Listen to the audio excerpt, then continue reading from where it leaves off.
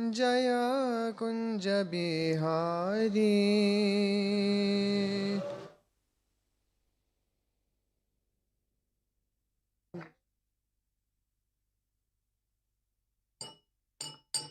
जय राधा माधव जय कुंज बिहारी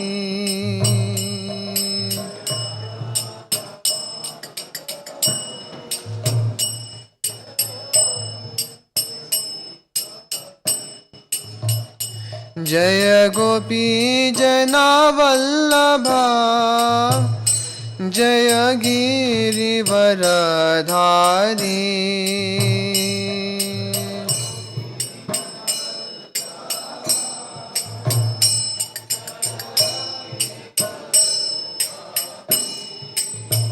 जय गोपी जना वल्लभा जय गिरिवरधारी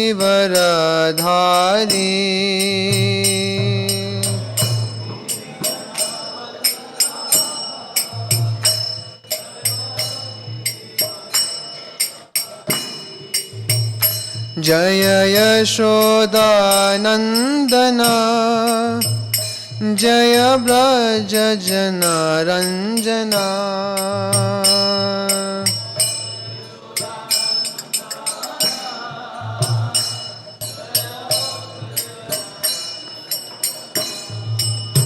जय यशोदानंदना जय ब्रज जनरंजना जय यशोदा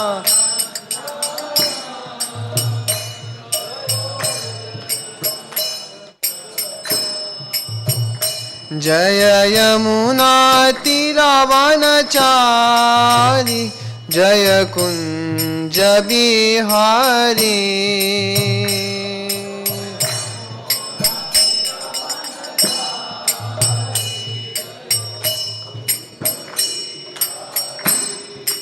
जय यमुना तीरावनचारी जय कुंज बिहारी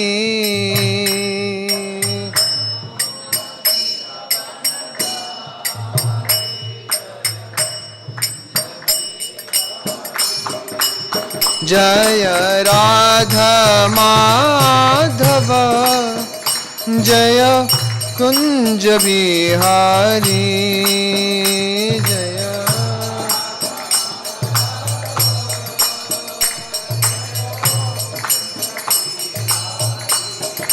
जय राधा माधव जय कुंज बिहारी जय राधा माधव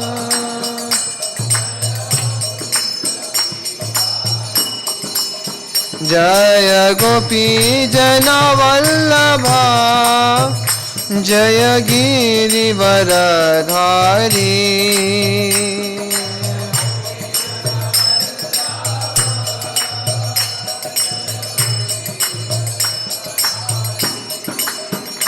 जय गोपी जन वल्लभा जय गिरिवरधारी जय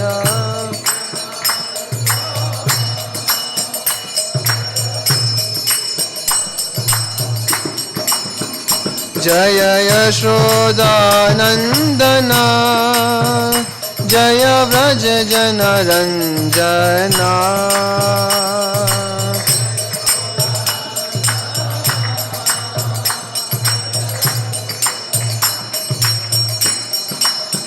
जय यमुना तीरावनचारी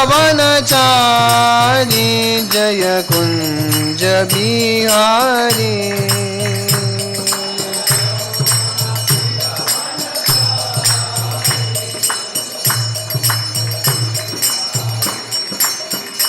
जय राधा माधव जय कुंज बिहारी जय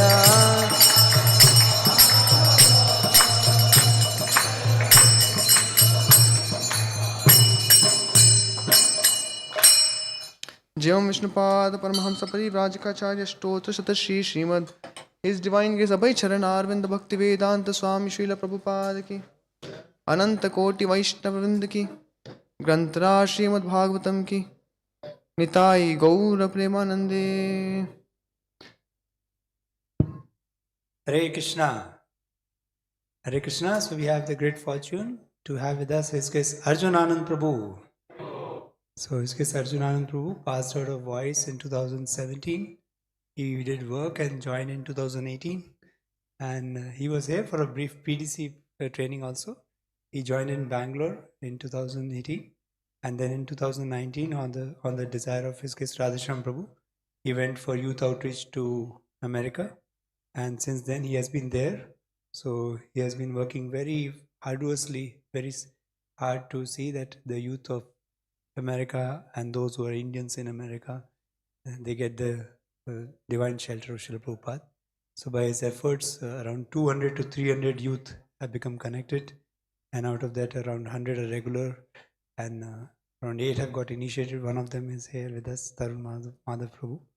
So very beautifully he is trying to serve under the guidance of His Grace Radhesham Prabhu, and his temple president there is His Grace Hamsaru Prabhu, his Srila Prabhupada disciple at New York City, Brooklyn.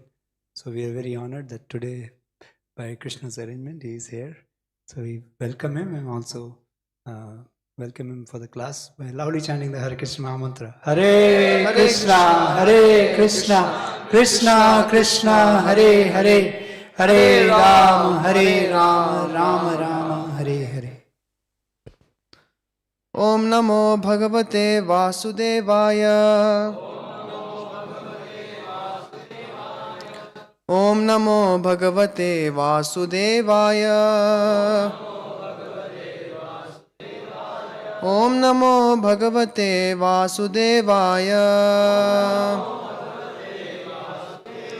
Narayanam Namaskritya Naram Chaiva Narottamam Devim Saraswatim Vyasam Tato Jayamudirayet Nashtaprayeshu Bhadreshu Nityam Bhagavata Sevaya Bhagavati Uttamashloke Bhaktir Bhavati Naishtiki Krishnaya Vasudevaya Devaki Nandanaya Cha Nandagopa Kumaraya Govindaya Namo Namaha Krishne Swadhamopagate Dharmajnanadibhih saha Kalau Nashtadashamesha Puranarkho Dhunoditaha. Hare Krishna. So we are studying Srimad Bhagavatam Canto 7, Chapter 13, entitled The Behavior of a Perfect Person. Text 35 and 36. 35 does not have purport, so I'll read 35 and we can repeat 36. Madhukara mahasarpau lokesminno guruttamau vairagyam paritosham cha praptayachikshaya vayam.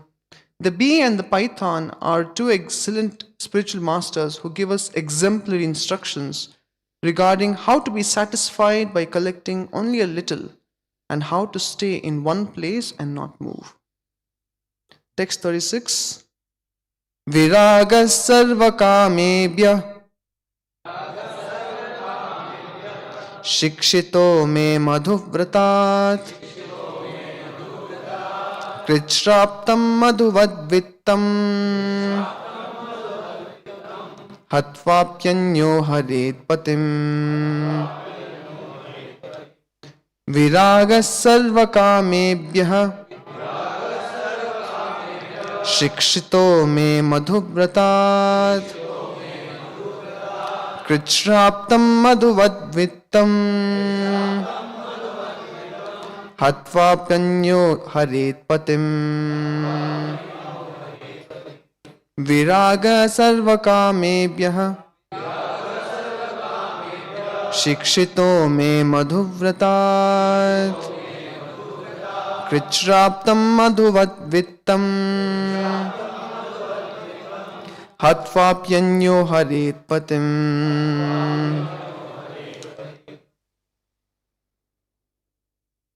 Viraga sarvakamebhyah Shikshito me madhuvrataat madhuvadvittam अथवा बन्नो हरे पतिं विराग सर्वकामेभ्यः शिक्षितो मे मधुव्रतात्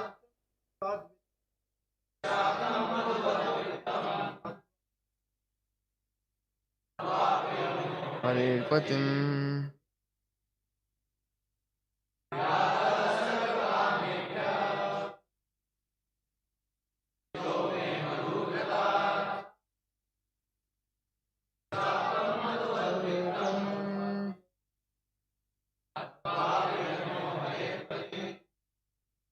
माता जी विराग सर्वकामेभ्यः मे मधुव्रतात् कृच्छ्राप्तं मधुवद्वित्तं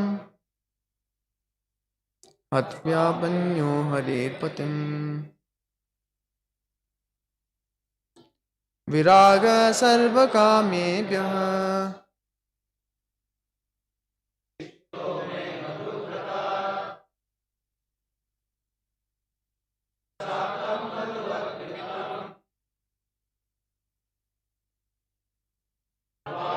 यो हरेर्पतिम् विराग सर्वकामेभ्यः शिक्षितो मे मधुव्रतात् कृच्छ्राप्तं मधुवद्वित्तम् अथवाप्यन्यो हरेर्पतिं विरागः detachment sarvakamebhyah from all material desires shikshitah has been taught me unto me madhuvratat from the bumblebee krichra with great difficulties aptam acquired madhuvat as good as honey. In quotes, money is honey. Vittam, money. Hatva, killing. Api, even. Anyaha, another. Haret, takes away. Patim, the owner. Translation and purport by Srila Prabhupada. Srila Prabhupada ki from the bumblebee I have learned to be unattached to accumulating money. For although money is as good as honey, anyone can kill its owner and take it away. Prabhupada's purport: the honey gathered in the comb is taken away by force. Therefore, one who accumulates money should realize that he may be harassed by government or by thieves or even killed by enemies. Especially in this age of Kali Yuga, it is said that instead of protecting the money of the citizens, the government itself will take away the money with the force of the law. The learned Brahmana had therefore decided that he should not accumulate any money. One should own as much as he immediately needs. There is no need to keep a big balance at hand, along with the fear that it may be plundered by the government or by thieves. Om Ajnanatimirandhasya Jnananjanashalakaya Chakshurunmilitam Yena Tasmai Shri Gurave Namaha Shri Chaitanya Manobhishtam Stapitam Yena Bhutale Swayam Rupa Kadamayyam Dadati Swapadantikam Vandeham Shri Guroho Shri Utapadakamalam Shri Gurun Vaishnavamscha Shri Rupam Sagrajatam Sahagana Raghunathanvitam Tam Sajivam Sadvaitam Savadutam Parijana Sahitam Krishna Chaitanya Devam Shri Radha Krishna Padan Sahagana Lalita Shri Vishakhanvitamscha Nama Om Vishnu Padaya Krishna Pristhaya Bhutale Srimate Bhaktivedanta Swamin Niti Namine Namaste Saraswate Deve Gauravani Pracharine Nirvishesha Shunyavadi Paschatya Deshatarine Namo Mahavadanyaya Krishna Prema Pradayate Krishnaya Krishna Chaitanya Namne Gauratvise Namaha. He Krishna Karuna Sindhu Deenabandho Jagatpate Gopesha Gopika Kanta Radha Kanta Namostute Tapta Kanchana Gaurangi Radhe Vrindavaneshwari Vrishabhanu Sute Devi Pranamami Hari Priye Mancha Kalpatarubhyascha Kripa Sindhubhya Eva Cha Patitanam Pavanebhyo Vaishnavebhyo Namo Namaha.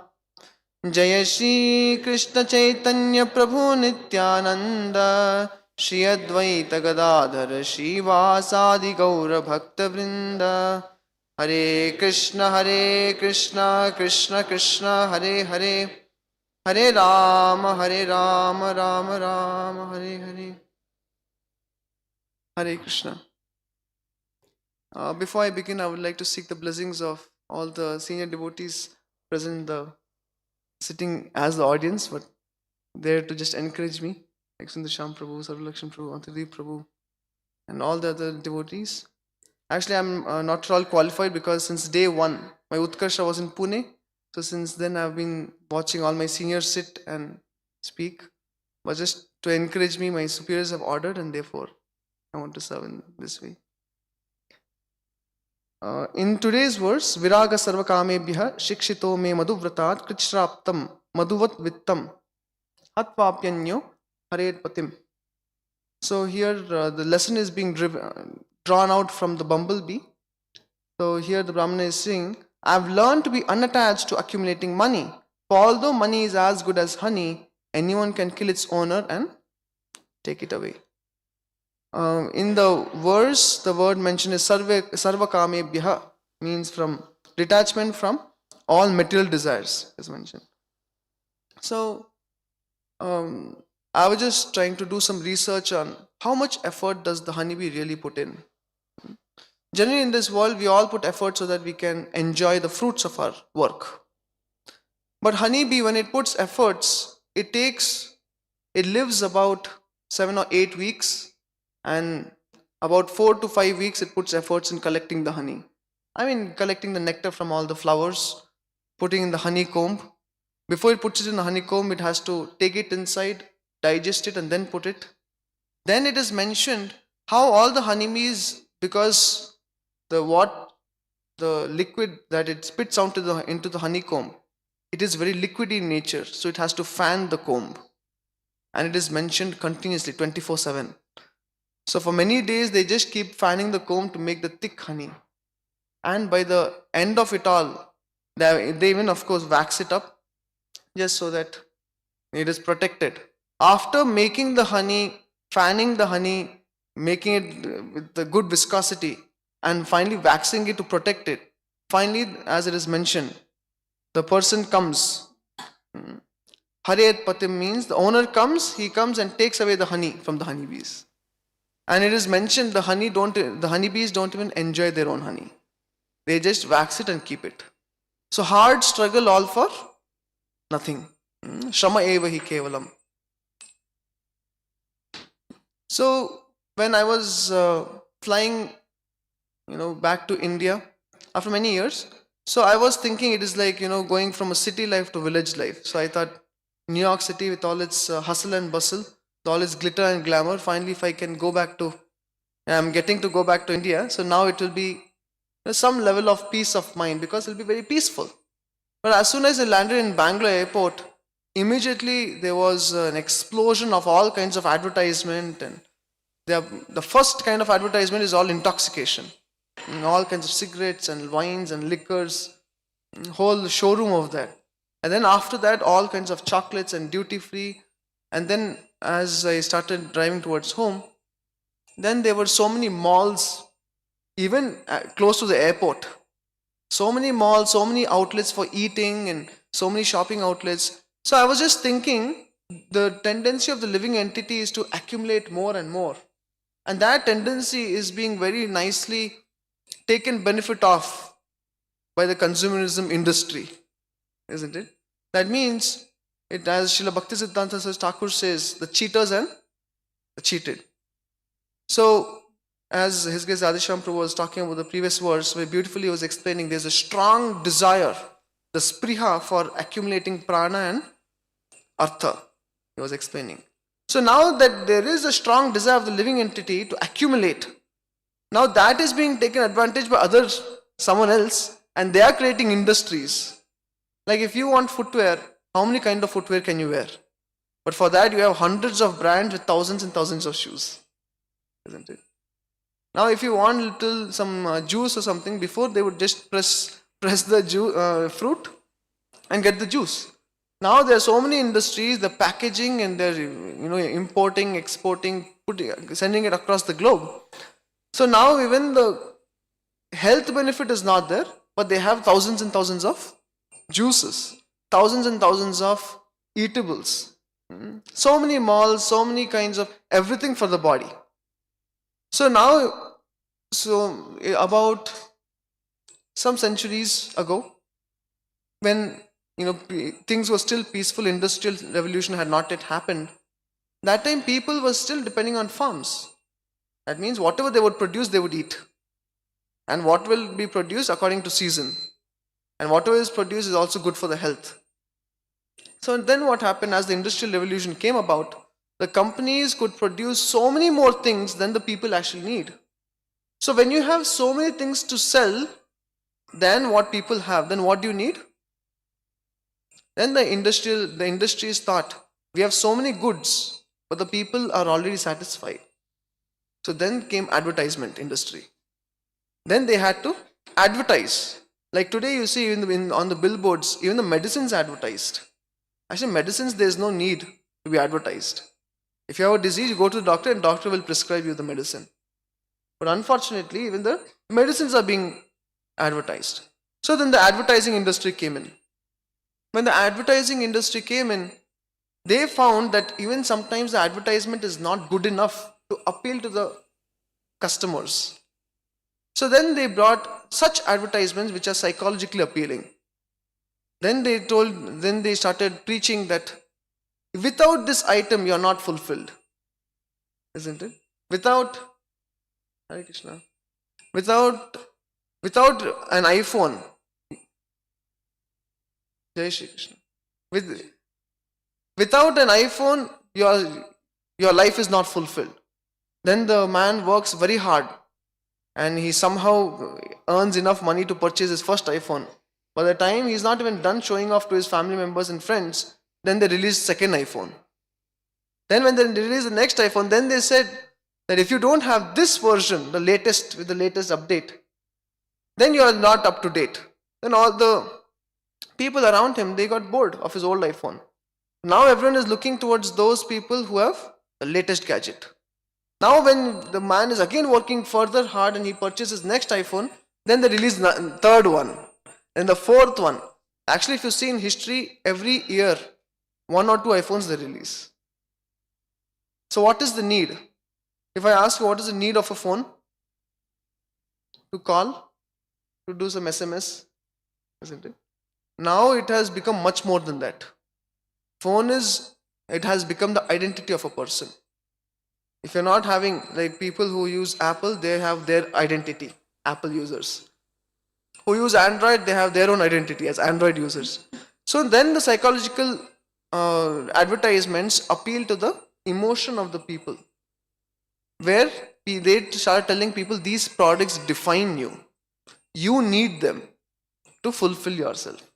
So in this way, the consumerism industry and the people who want to have a strong tendency to accumulate, they both are feeding into one another, and it is just the whole world is being plummeted into a dark, deep ignorance, state of ignorance, because they're continuously pulling each other down. Because how much ever you accumulate, there is no satisfaction. So in this way, when I came to Bangalore, I saw that actually the cities in India are no less than cities outside India. They are as industrialized or as degraded as any other city. So In this way, what happens, in the previous verse, in text 34, it is mentioned, the symptoms are mentioned, the consequences. Those in human society who are intelligent should give up the original cause. Why? Of what? The symptoms, the lamentation, illusion, fear, anger, attachment, poverty, unnecessary labor. And then it is mentioned that original cause of all these things is the desire for unnecessary prestige and money. So, therefore, when we have a strong desire to accumulate and accumulate, what happens is it adds a burden to our life. So, what is that burden? The burden is called as victimization by material energy. That is the burden. You can say, Prabhu, just an iPhone, it is very light in weight. What is the burden? That is not the burden. The real burden is we get victimized by material energy. Just like, say, once upon a time there was a Brahmana who was very peacefully performing his austerities, tapasya, and he was doing it so nicely. Indra in heaven got a little insecure about his position. He thought probably this Brahmana is applying for my position. And then what he did was he came down to earth. He told Brahmana that I have some important meeting to attend to. So you take care of my weapon. He gave a sword or something and told the Brahmana, keep it safely with you. Then Indra went away for some time. So the Brahmana who would wake up early, take his bath, he had to cut some leaves and fruits and flowers for offering to the Lord, and he would meet various people in the daytime. Now this person, because he got a sword to hold with him, so whatever he did, he would do it with the sword. Morning he would wake up with the sword. Then he would take his bath with the sword. And whatever he would pluck the leaves, he would pluck the flowers, he would pluck the fruits, but he had the sword next to him. So eventually what happened? He started using the sword to pluck the leaves. He started using the sword to cut the flowers, to cut the fruits, to offer to the Lord. Then if someone came in between him and his ritual, then he would show the sword and tell him, be careful. See, he's a Brahmana, very sattvic. He never used any weapon against anyone. But now he's showing the sword. And even as more days passed, he even started using the sword on people who did not listen to him. And as soon as that happened, Indra came back, took the sword and went away. So all what Indra had to do to make this Brahmana fall down from his position of austerity is hand him a sword. How does that work? Because every object what we carry has a certain energy. That means it has, karanam guna sangoscha. We associate with the modes also of that object around us. So just imagine the state of consciousness of people who have accumulated so much. They also have to deal with the energy of that accumulation. Isn't it? So this Brahmana, he could not handle the energy of the sword. Immediately he got affected by it. So that is what we call as victimization by material energy. So immediately he got victimized. Similarly, you will find, sometimes when someone is poor, he has very noble desires. Like in one live show, there was some dancing show on Indian, some channel, live thing. So when the person was asked in his auditions, if you win this, this competition, dancing competition, what will you do? He had such a noble desire. He said, whatever money, like 1 crore or 2 crores, I'll go and help develop my village somewhere in Bihar. And of course, the competition went on. He went on to the finals and finally he won. He won 1 crore of rupees. And immediately for 1 year, there was no talk about that helping, giving funds for developing his village. After 1 year, he was caught by a reporter and he was asking, so you had promised that you will develop your village, what happened? He said, he had no words to say. So what had happened, he spent all his money on luxury and lavish lifestyle. That means when the money was not there, sometimes we do have some sincere desires. As soon as the money entered pocket, immediately he was victimized by material energy, isn't it? That means if we want to handle, even as devotees, Sometimes we might say, but as devotees we can offer everything to Krishna. But before Yukta Vairagya comes Vairagya. Without enough Vairagya, we try Yukta Vairagya, then we get victimized by material energy. Isn't it? Just like in my travels in India, because I would meet so many devotees, what I would do is, in my laptop bag, I would also carry many boxes of Mahaprasadam for distribution. That was my noble desire. And then when I had all these boxes of Mahaprasadam in my bag, then, somewhere I have to stay for 1 week, and then I move to somewhere else. And as I'm visiting, I would give some prasadam to all the devotees, but I still had surplus amount. So because of the surplus amount, what I would do when I'm studying Bhagavatam, unknowingly, unconsciously, my hand would go and I would take some prasadam. And it happened so much that once when I opened the bag, a huge amount of, the prasadam, mostly sweets, were done. It was over. Then next time when I was studying Bhagavatam, my eyes were wide open, my intelligence was awake, but helplessly I was taking the Mahaprasadam and eating.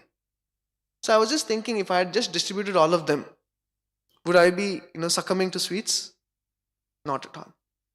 So that means, say if I had 10 boxes of sweets, 2 boxes were enough for distribution. So that surplus of 8 boxes what victimized me to material energy. Does that make sense? So instead of, sometimes better to carry a little less prasadam. So instead I just carry 2 boxes. Even if one extra devotee comes, you just break in and give half. Isn't it? Mahaprasadam at the end of the day. You don't have to give a lot. Little you can give. But what would have happened is I would have saved myself. So from this episode, when I was just introspecting, I am little against sugar and these things. But even though I'm against, when material energy overpowers, helplessly we just get victimized. Isn't it? So, therefore, even when we, as Prabhupada is saying here about accumulation, in the purport he's saying, the learned Brahmana had therefore decided that he should not accumulate any money. So why did the learned Brahmanas do that? It is mentioned whatever the Brahmanas got in charity. For example, take the story of Mrigari. In story of Mrigari, it is said when the transformed Mrigari Prabhu, he received in charity. Narada Muni arranged that he has enough things for his sustenance of him and his family. So he would get so much in surplus in charity. Whatever he needed, he took. Whatever was surplus, he gave it away. In 𝐒𝐫𝐢𝐦𝐚𝐝, Sri Prabhupada writes in the purport that in atyahara prayasascha, so atyahara, when the tendency of atyahara is there, one has to put hard effort. One has to do prayasa, isn't it? So in that purport, Prabhupada gives a very nice example. He says how the conditioned living entity is being captivated by material energy. They have this tendency to accumulate. And he says actually the animals are better off. You put a bag of grains in the middle of the street, the bird will come, take how much it wants and goes away. Maybe the cow will come, take how much it wants and goes away. But the human being comes and takes the entire bag and goes away. Why? He'll stock for the future. And now even in the outside world, you will find people are also taking benefit of that. Sometimes they create an artificial demand. And that means, say in America now, the winter season is going on. And America is known for fruits like berries, cherries and strawberries and these things. So in summer, as the summer is moving into winter, you will find all the cherries are getting over in the stores. All the berries are getting over. And when the winter time comes, from nowhere they bring a whole lot of cherries and everything. But now they'll charge double the price. So what did they do? They hid all the goods and they created an artificial demand. So in this way, when the living entities also understand that we have a tendency to be victimized by material energy, then they also take benefit and we also succumb. So in this way, we are continuously being victimized.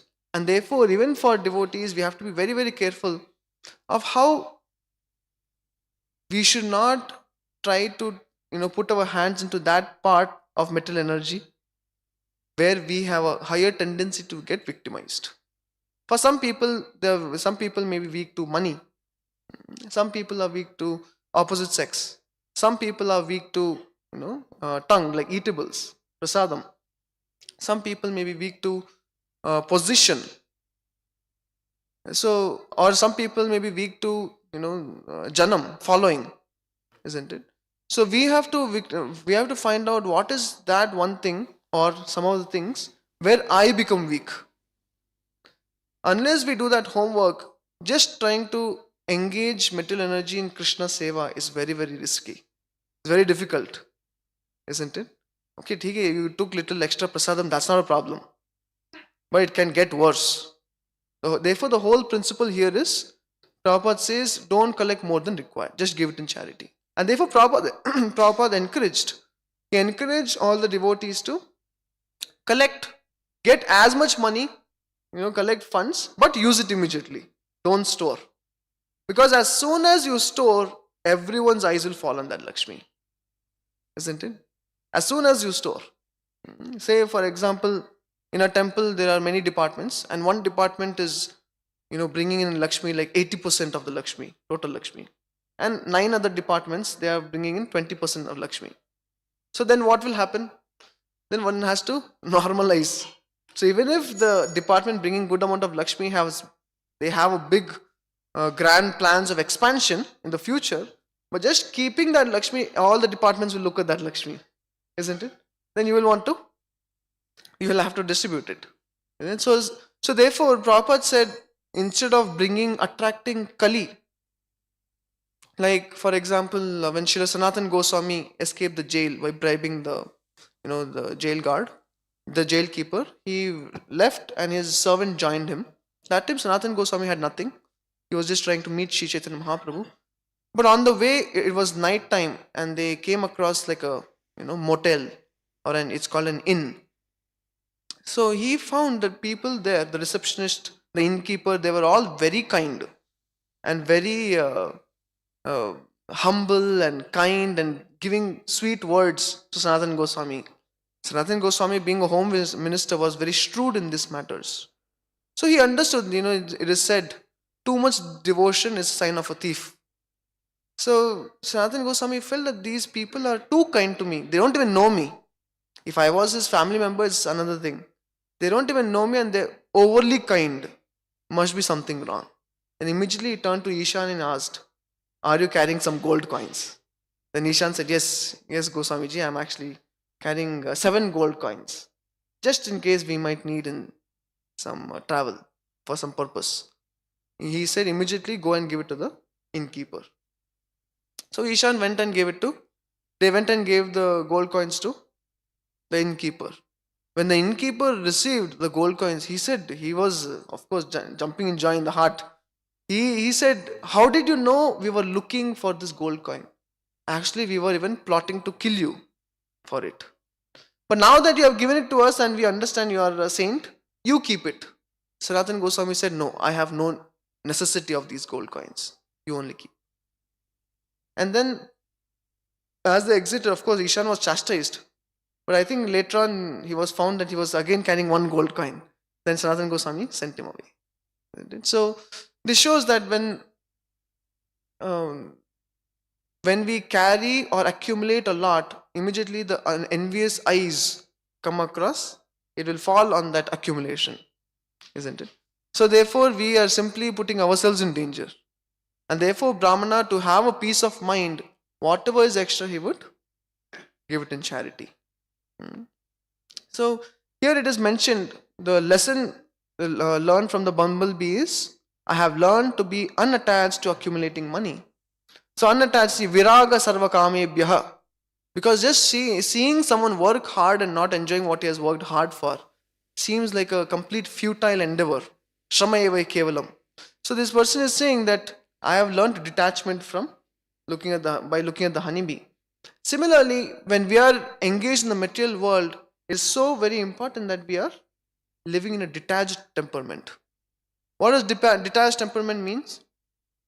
Detached temperament means we have to engage in this world, but also at the same time we have to be detached from expectations. For example, once there was a Buddhist monk One of his students had given him a very costly, shiny, made of glass, but very costly looking goblet. Goblet is like a cup.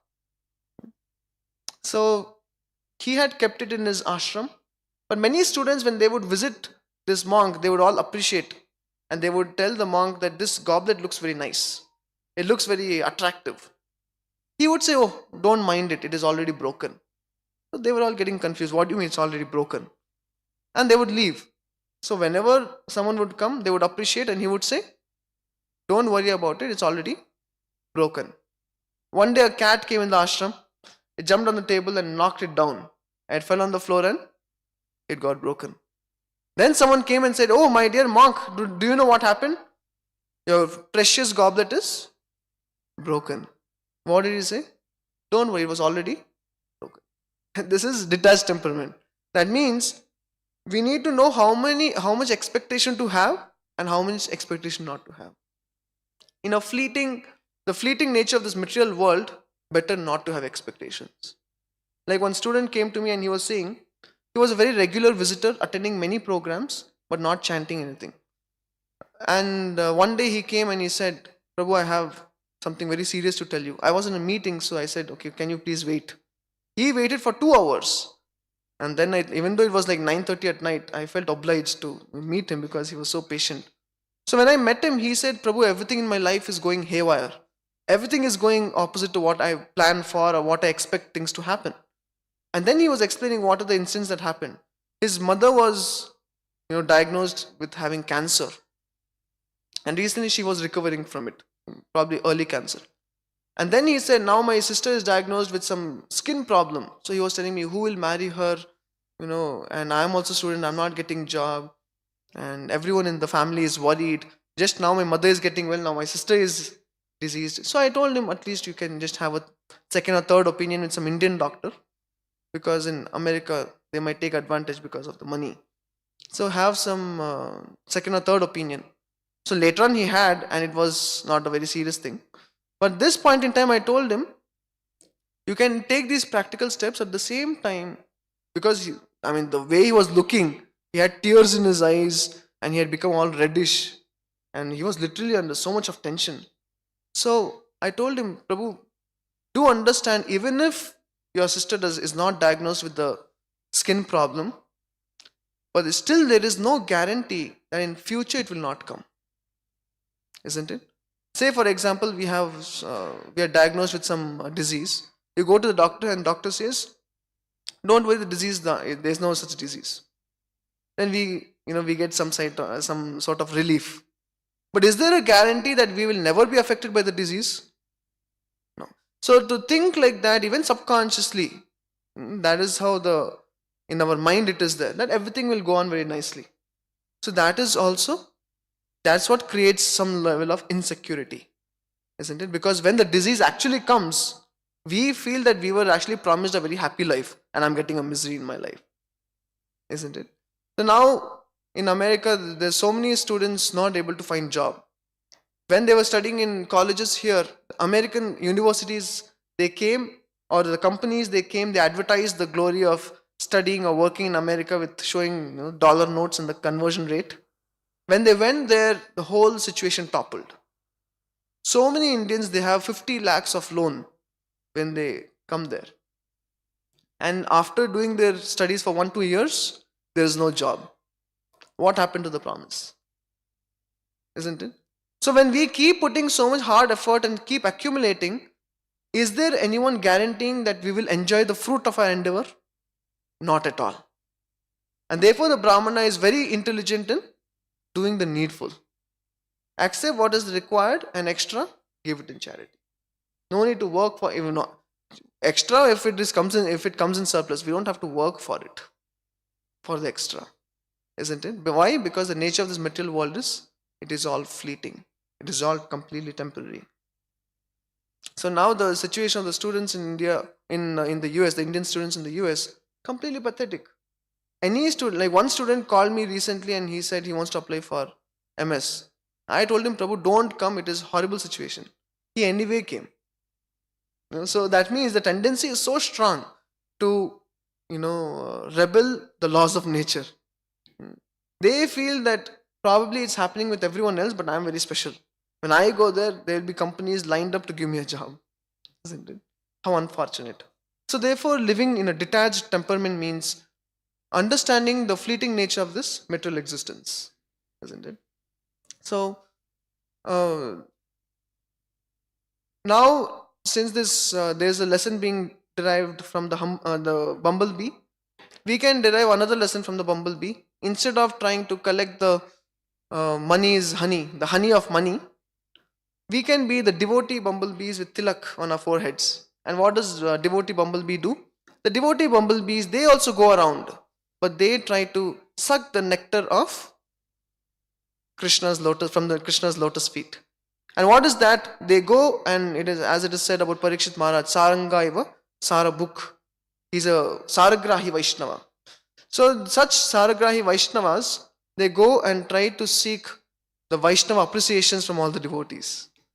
They try to look for the good things in everyone. Even if it's the age of Kali, they understand that at least there's one good quality, that's chanting of the holy name.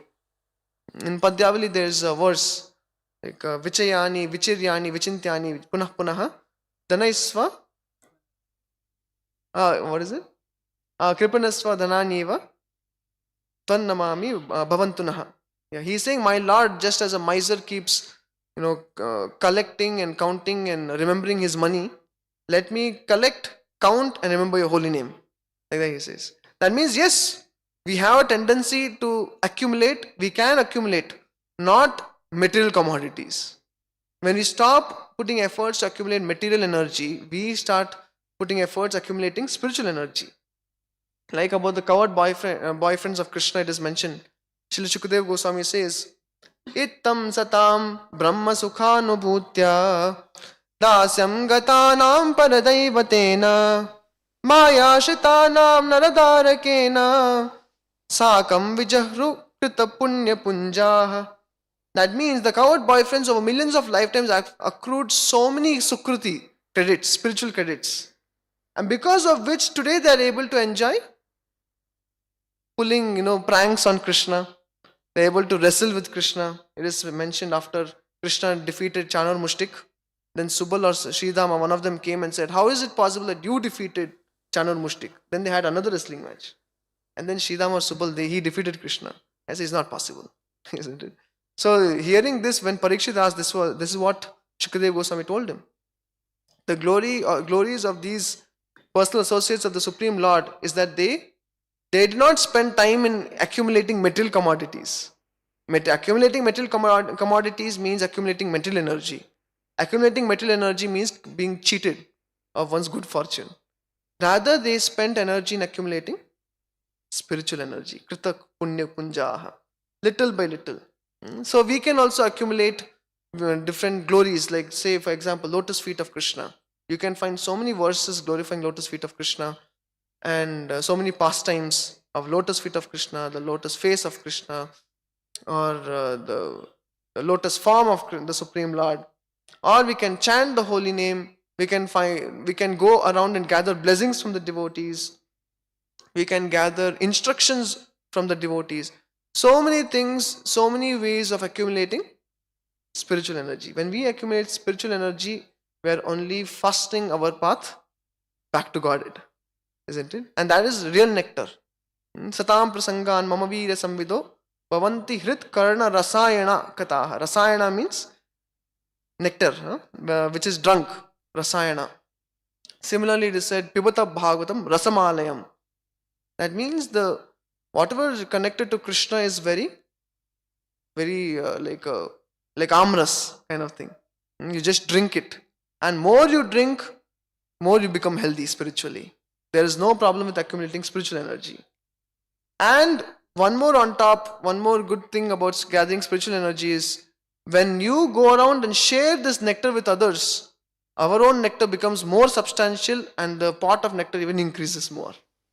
Isn't it? It's only when you share with others. So, in this way we can redirect our nature to accumulate material energy. Instead, we accumulate spiritual energy. And in Sri Prema Bhakti Chandrika, Srila Narottam Das Thakur, in one of his poems, he says, we do have lust, anger, greed, pride and illusion. These tendencies are there. And he writes, therefore it is very difficult to practice bhakti. But he says there is one hope. By dovetailing these tendencies in the proper way, I will overcome material energy. He says like that. And then he says, that Krishna seva kamarpane, krodha bhakti, bhakta dveshi jane, like that he says. Lobha sadhu sangha harikatha. So he says how each one of these anarthas can be dovetailed. And he says, if I don't do this, then lust is so prominent and it is so strong that it will keep causing troubles in my spiritual life on the path of devotional service, like that he says. So therefore, we have tendencies of accumulating. Rather, we become honeybees of Krishna and accumulate the nectar from his lotus feet. And who are at his lotus feet are the devotees. So devotees' blessings, instructions, their glorifications, their glories, and so on and so forth. So I'll pause there. Today basically we discussed about how the cheaters and the cheated, that we have an accumulation tendency to accumulate. So there are people and industry is taking benefit, and it has become a very vicious cycle, taking both of us into deeper ignorance. Then we discussed about how the consequence of it is like discussed previously: lamentation, illusion, miserliness, there is worry, stress and all that. And then we also discuss how we get victimized. More we accumulate, we're actually accumulating material energy.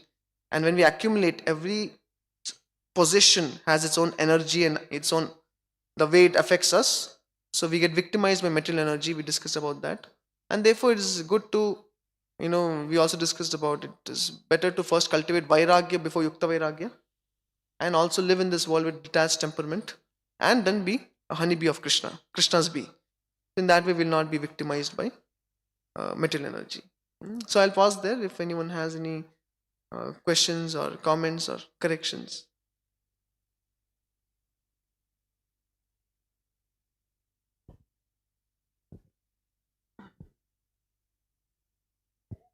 Hare Krishna. Thank you for nectar of Harikatha, Shriman Arjunanand Prabhu. It was very, very, very sweet to hear you for the first time. And you mentioned so many wonderful things, very pertinent examples, etc. And I really liked your candid example of yourself, that happened with me also many times. So, but I was wondering, Vraj Krishna Prabhu is my friend. So you cannot do that. If you must have taken maybe one laddu, that's all. No, not more than that. You'll be shocked to know the truth. My Lord, I am sorry. You are too candid. So thank you very much for the example. So I was curious about two questions. So one I will ask first, which is about, you said a very nice point about the sword example, right? Every object has some energy with it. So in this world now, this object has a lot of energy. Yes. So what do you think about using the material energy of AI in Krishna's service? Because I am seeing nowadays, like yesterday only or 2-3 days before, I could get some idea of it. And I was little fearful actually, because everything you ask and he gives. So I don't know, around me, I don't need anyone actually. I just get everything there. So how can we use, whether to use, when to use, how to use, and not being victimized? Can you please help? Very good question. Actually, any time the question is of engaging material energy in Krishna Seva, which should always be done under guidance. When we do it under guidance, our superiors know our weakness, our strength, what we can handle, what we cannot. One example is His Holiness Satsvarup Maharaj. He had one disciple whom he had engaged in studying all these various Puranas and other than what we refer to, just to get some different stories and bring out some lessons, and he wanted to present to all of us. So this devotee, when he was studying, all these other literatures, he was getting bewildered as to, is bhakti really the topmost?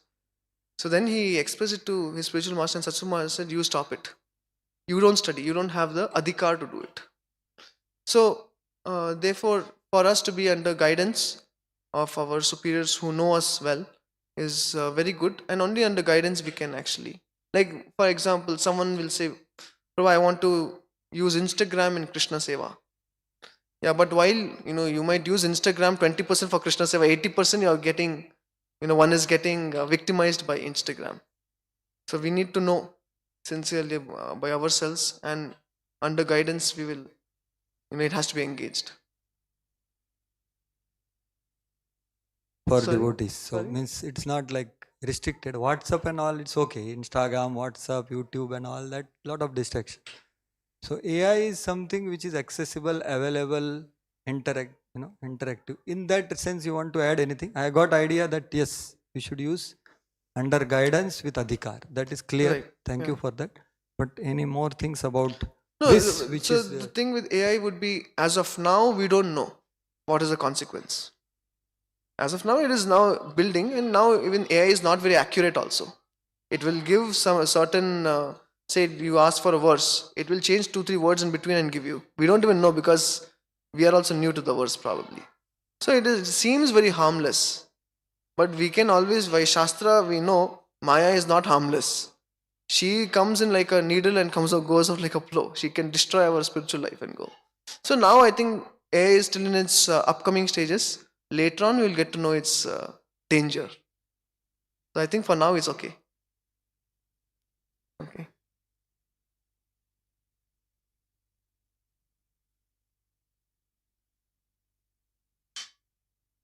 I think anything else? Yes, yes.